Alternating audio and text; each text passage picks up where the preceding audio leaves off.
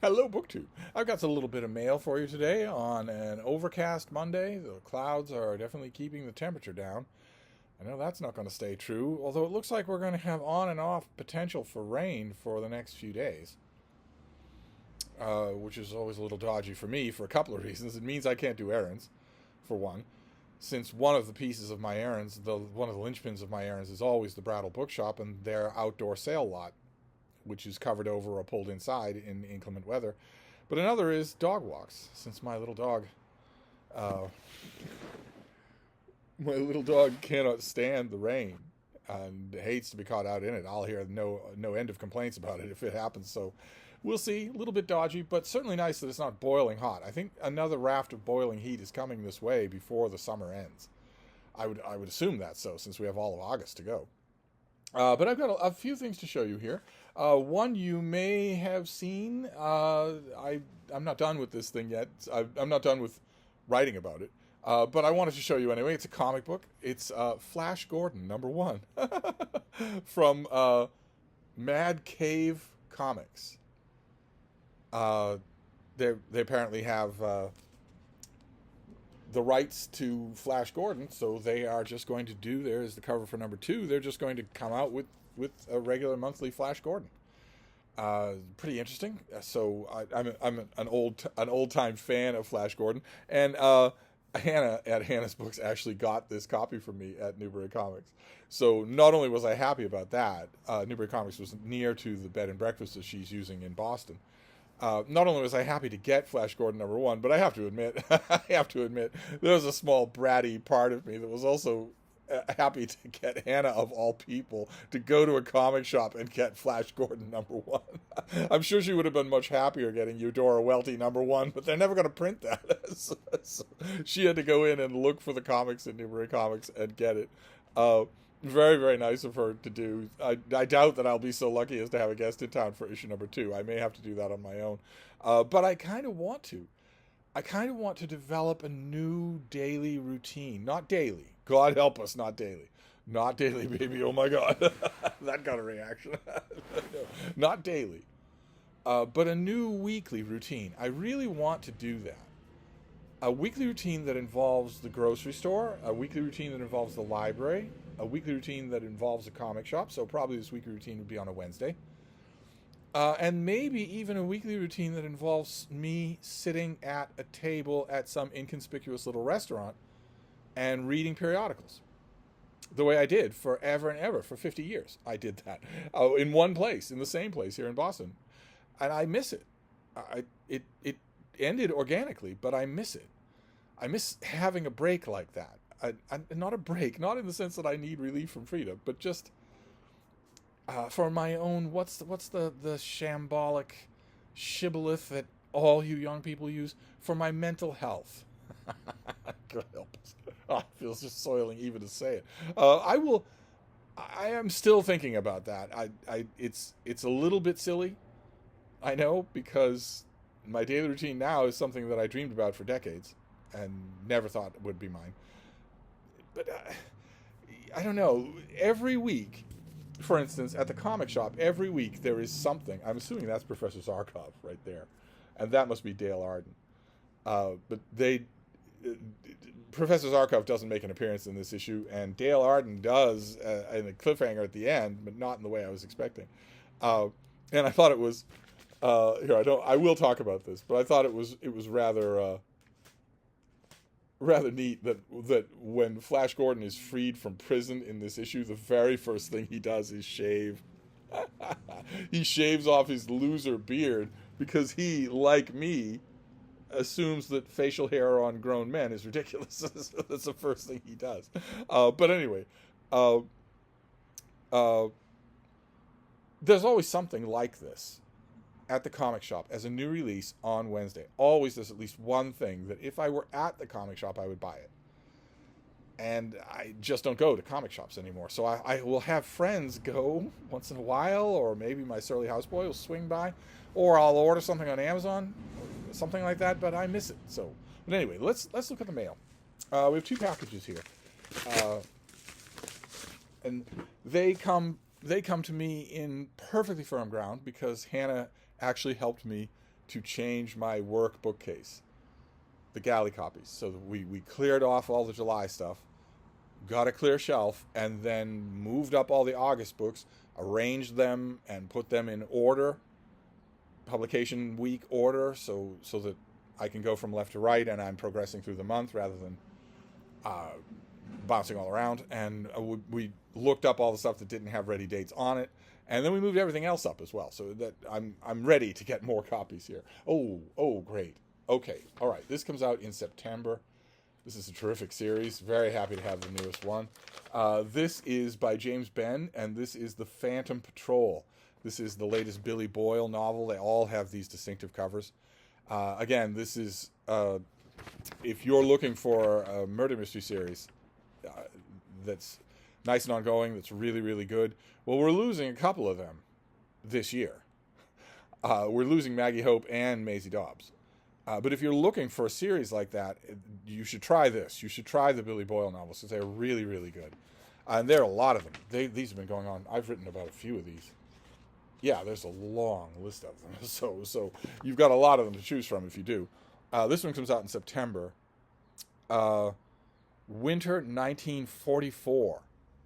Months after the liberation of France, ex-Boston cop and U.S. Captain Billy Boyle finds himself in a Paris reeling from the carnage it has endured, but hopeful that an end to the war is in sight. Okay, well, it depends on when in the winter of 44 you are, but you could be dealing with the last major German attack of the war. You could be dealing with the Battle of the Bulge. That'd be pretty bad timing, wouldn't it, for our hero? When Billy finds a rare piece of artwork after a tense shootout in a cemetery, he thinks it could be connected to the Syndicate du Renard, a shadowy network of Nazi sympathizers known to be smuggling stolen artwork out of France.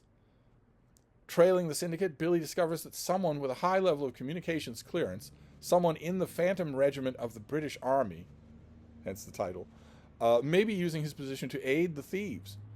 Billy, determined to stop the abettor, heads to the front lines where he experiences a last-ditch battle against overwhelming odds. Oh my God, there the ruinous Battle of the Bulge unfurls in the Ardennes forest. Can Billy and his team survive the bracing onslaught and return the stolen artwork to its rightful protectors?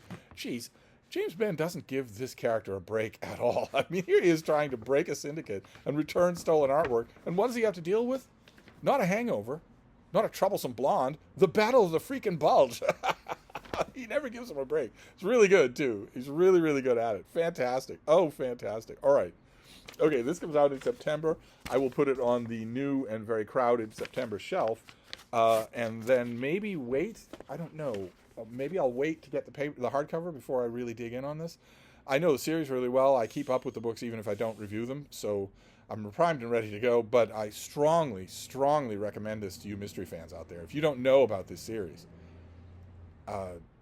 look it up on Wikipedia, order the first book at your library, request it, get a transfer at your library or whatever. Maybe you find a great ebook deal for the first book, and try this series. I think you'll really like it. And then we've got this next one, which is, it's a big boat of a hardcover thing. It feels heavy, so it's probably a finished copy. Some finished copies for August books would be nice. I was noticing that when we were rearranging. The books that I have plenty of August books, but I don't have a lot of finished copies. Fantastic. Okay, this comes out in late August. I got the finished copy. That's fine by me. This is by Philip Payson O'Brien, and it is The Strategists: Churchill, Stalin, Roosevelt, Mussolini, and Hitler. How war made them and how they made war. And this is by a guy who wrote the second most powerful man in America, or the second most powerful man in the world. That I got it, the advanced copy, and I read it. I pitched it to my editor at the time. It was years ago. I pitched it to my editor, and she said, "Well, okay, this sounds right up your alley. So why are you talking about it so hesitantly?" And as was the case with this, she was a darling, an absolute sweetheart. I loved her. I loved working with her. We loved working together. And it was also face-to-face working together, which is great. Absolutely great. Face-to-face with an editor is the only time when you can actually make a pitch for a book. Those of you budding freelance artists out there who are trying to pitch a review to some editor out there, don't try it in a letter. identify the book and say when it comes out and that you'd really like to review it if you don't have anyone else lined up. But don't say, I think it's really important because. Don't do that and go on for 5 paragraphs, because that no editor has time for that. They're going to know instantly whether or not they want to run a review of the book. Just by hearing about it, just by hearing the title and subtitle, they're going to know instantly, usually, 99% of the time. The only time when, because a pitch like that, a multi-paragraph pitch like that, is you trying to convince an editor that the book is worth a review. Well, there's no doing that. Most book section editors, well, first of all, there aren't many book section editors left in the world, but the ones who are, they're bombarded with books all the time. They know in an instant. They glance at a book and know whether or not they want a review of it. Sometimes it's the inherent interest of the book. Sometimes it's the balance of what they have and have not covered recently. Sometimes it's that they know they have somebody perfectly lined for that book. They would never have done it otherwise, but they know they have a reviewer. It's only in person, when you know the editor, when you, for instance, are hanging around in the newsroom, that's when you can say, when you can make a case for a book. When you can say, this is really important. Let me briefly tell you why. This is why I think we should do it, even though it looks unprepossessing on the surface. And I got regularly into the habit of doing that with this particular editor, and she, to the point where she noticed when my heart wasn't in it. And I told her, it seems like a fascinating book, but my reservation is that I don't want to misuse my pitching ability. I don't want to use my superpowers for evil, and I don't know how much general interest there would be in this book. This, 100% general interest, 100%. So good on the author. We'll read about the author, but first let's read about the book.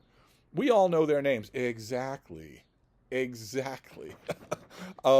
But how did these 5 world leaders, heroes and villains, come to dominate the most important moments of World War II and alter global history forever through their idiosyncratic approaches to warfare? In this book, the author offers a unique side-by-side comparison of these 5 larger-than-life leaders. No previous book has traced and compared the strategic roots of World War II back to the wartime experiences of each man.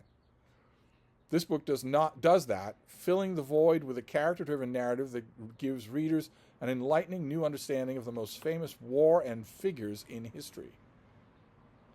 This book shows how the author shows how the views of these 5 leaders forged in World War I are crucial to understanding how they fought World War II. Oh, fantastic. Okay, and then we get a breakdown of all of the 5. This is going to be a $30 hardcover coming out at the end of August, so about a month from now.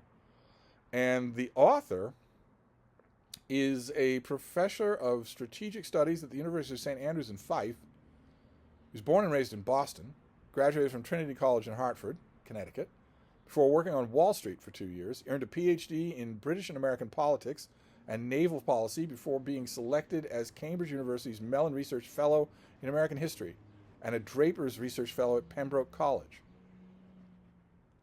Okay. Fantastic. This comes out in a month, and one of the reasons I'm happy anyway, because this is terrific. This is going to get widely reviewed. But I'm also happy because of one of the factors that I was mentioning a little bit ago, which is that I have a guy. I have someone who will review this. So, or I think will review it. You never know. It could be, God forbid, not good. I'm going to send it out in the mail, but it could be that it's not good. I would think it would still be worth a review, even so, but because it's a major release from a major publisher on a big, broad, popular, universal appeal subject. So if it's got flaws, that's no reason not to review it. But that's always a nice feeling when you've got somebody who has already seen it, heard a description of it, and said, "Yeah, I'll do that."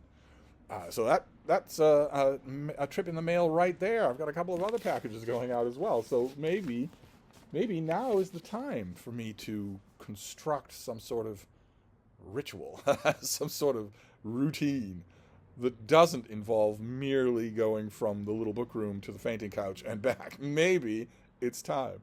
It's certainly worth thinking about. Of course, if we get saddled with another 10 or 15 days of 98-degree heat, that just saps the will to do anything like that. Then maybe then I would have to wait until the autumn and hope that the weather changes before I do any of this stuff. But I will inform you in tedious detail when I do. Don't you worry your pretty little head. So I'm going to wrap this up for now, but I'll be back.